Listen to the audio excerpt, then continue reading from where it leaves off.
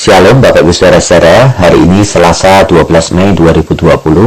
Bacaan Alkitab kronologis terambil dari 2 Samuel pasal 11 sampai 12 serta 1 Tawarik pasalnya yang ke-20. Nats yang akan kita renungkan terambil dari 2 Samuel 12 ayat yang ke-9. Mengapa engkau menghina Tuhan dengan melakukan apa yang jahat di matanya? Uria orang Het itu kau biarkan ditewaskan dengan pedang. Istrinya kau ambil menjadi istrimu, dan dia sendiri telah kau biarkan dibunuh oleh pedang Bani Amon. Menghinakan Tuhan. Saudara, kita mungkin sering mendengar orang-orang menghina akan nama Tuhan. Mereka mengolok-olok dengan kalimat-kalimat yang kasar tentang Tuhan kita. Dan seringkali kita merasa Tuhan masih berdiam diri saja dalam kesabarannya. Kita juga mungkin melihat ada orang-orang Kristen ketika mereka mengalami pergumulan yang berat, dan di dalam ketidakbijaksanaan mereka mengatakan kata-kata yang buruk tentang Tuhan kita. Dan Tuhan tampaknya juga masih diam saja. Saudara, satu kali di dalam masa Israel, bait Allah ini pernah dibiarkan Tuhan hancur oleh bangsa lain. Dan bahkan mezbah, tempat di mana korban kepada Tuhan harusnya dinaikkan, pernah dinistakan dengan mempersembahkan korban yang najis. Dan sekali lagi Tuhan tampaknya masih bisa bersabar. Tapi perikop yang kita membaca menunjukkan bagaimana Tuhan merasa sangat terhina oleh perilaku Daud. Tuhan merasa sangat dipermalukan. Saya bacakan sekali lagi ayat yang ke-9. Mengapa engkau menghina Tuhan dengan melakukan apa yang jahat di matanya? Ayat yang ke-10, saudara, dikatakan, oleh sebab itu pedang tidak akan menyingkir dari keturunanmu sampai selamanya, karena engkau telah menghina aku. Ayat yang ke-14 sekali lagi dikatakan, walaupun demikian, karena engkau dengan perbuatanmu ini telah sangat menista Tuhan. Rupanya hati Tuhan terluka dan dia marah, dia merasa direndahkan dan dilecehkan. Bukan ketika orang-orang mengolok akan nama Tuhan, tapi ketika perbuatan orang Kristen atau perbuatan umat Tuhan, secara khusus perbuatan dari Raja Daud, sangat buruk. Dari 3 ayat ini ada 2 istilah yang sangat kuat, ayat yang ke-9 dan yang ke-10, menggunakan kata Ibrani bazah yang artinya adalah menghina atau meremehkan atau memandang rendah.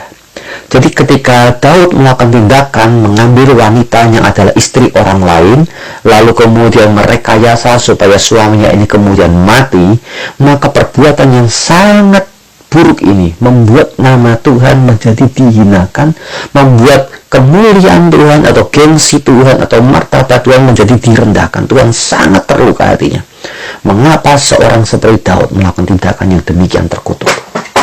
Kata kedua, saudara-saudara, yang dipakai pada ayat yang ke-14, naats, artinya adalah mencibir atau merendahkan atau menista. Jadi Tuhan seolah-olah merasa perasaannya demikian terluka karena akhirnya gengsinya atau martabatnya itu dikesampingkan orang, dibuang ke tempat sampah. Dia merasa dinista karena perbuatan Daud sekali lagi yang sangat buruk itu, dosa yang sangat keji itu membuat Tuhan merasa namanya atau dia kehilangan muka, ya. Dia merasa kemuliaannya dihancurkan. Ayat 9 dan ayat yang ke-14 bukan hanya menggunakan kata yang kuat yaitu basah dan naats, tapi ada satu induhan atau partikel di sana yang artinya adalah sangat. Ya, jadi ayat yang ke-9 sudah tepat diterjemahkan bahwa Tuhan merasa sangat terhina. Ayat yang ke-10 Tuhan merasa terhina, ayat yang ke-14 Tuhan merasa sangat ternista. Tahukah saudara-saudara bahwa gengsi Tuhan itu diletakkan bukan pada sebuah bangunan, baik bait Allah zaman dulu ataupun gedung gereja. Bahwa gengsi Tuhan, kemuliaan Tuhan diletakkan bukan sekedar pada namanya, tapi gengsi Tuhan, kemuliaan Tuhan, martabat Tuhan diletakkan pada kita sebagai umat Tuhan. Tuhan sangat berharap kita sebagai umat Tuhan bisa membawa naik, memuliakan akan nama Tuhan melalui perilaku kita, melalui perbuatan kita. Berulang kali dalam 3 ayat ini, Nabi Nathan menjelaskan bagaimana Tuhan terluka karena perbuatan Daud. Saudara, Daud adalah orang yang dipilih Tuhan untuk boleh menyatakan kemuliaan Tuhan. Daud dipilih bukan hanya sebagai umat Allah, tapi juga menjadi raja, di mana bangsa-bangsa akan melihat bagaimana sih perilaku daripada orang yang menyembah Tuhan. Dan betapa hancur akan hati Tuhan, betapa Tuhan merasa sangat dizinakan ketika Raja Daud yang adalah gambar Allah pada masa itu, dia melakukan tindakan yang sangat tidak bermoral. Hal yang sama terjadi pada diri kita sekarang. Saudara, tahukah bahwa Tuhan meletakkan gengsinya dan kemuliaannya pada perilaku kita? Kita disebut gambar dan rupa Allah. Dulu pernah berdosa, sekarang sudah ditebus dan dipulihkan gambar dan rupa Allah itu.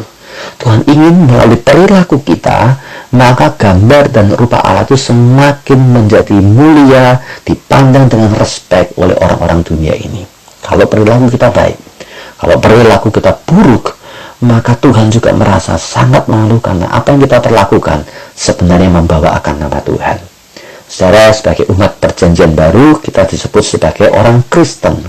Kata Kristen artinya adalah peniru Kristus atau orang yang mirip-mirip Kristus. Jadi betapa malunya nama Tuhan Yesus, betapa malunya Kristus ketika melalui perilaku kita sebagai orang Kristen, nama Kristus melekat pada diri kita, melakukan tindakan-tindakan yang buruk. Tuhan merasa malu, hati Tuhan terluka karena perilaku kita tidak menjaga akan nama Tuhan, menjaga akan martabat Tuhan, menjaga akan kemuliaan Tuhan. Saya rindu perenungan kita hari ini mengingatkan kita lagi dan membangkitkan sebuah beban bahwa hidup kita tidak hanya membawa nama sendiri. Perilaku kita buruk bukan hanya merusak nama kita, tapi merusak nama Tuhan. Perilaku kita baik berarti kita membawa nama kita menjadi baik, dan terlebih membawa nama Tuhan semakin dipermuliakan. Mari kita berdoa. Sadarkan kami Tuhan bahwa apa yang kami kerjakan, apa yang kami lakukan, tindakan kami membawa dan mencerminkan akan nama Tuhan. Bahwa Engkau sedang menaruh kemuliaan pada hidup kami. Sehingga tatkala kami hidup Tuhan, ajar kami untuk berwaspada sehingga kami bisa menjaga akan kemuliaan Tuhan, menjaga akan nama Tuhan. Bahkan bisa membawa nama Tuhan semakin dipermuliakan di tengah-tengah dunia ini. Jangan biarkan kami mempermalukan Tuhan, bahkan menistakan, merendahkan, mencampakkan akan nama Tuhan yang mulia itu ke tempat yang hina, karena kami sebagai anak-anak melakukan tindakan yang tercela. Ya Roh Kudus, tolong kami untuk kami menjaga sikap setiap hari dan setiap waktu, biar nama-Mu Tuhan terus dipermuliakan. Di dalam nama Tuhan Yesus kami berdoa. Amin.